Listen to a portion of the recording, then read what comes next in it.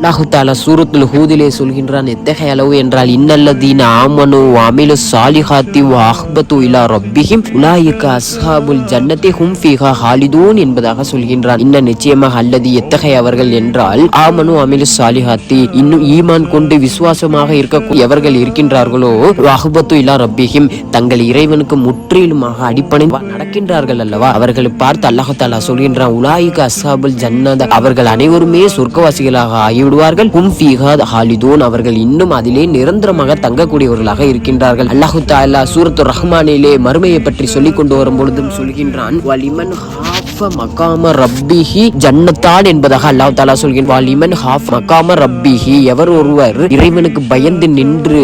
வணங்குகின்றாரோ அவருக்கு அல்லாஹு தஆலா இரு சொர்க்க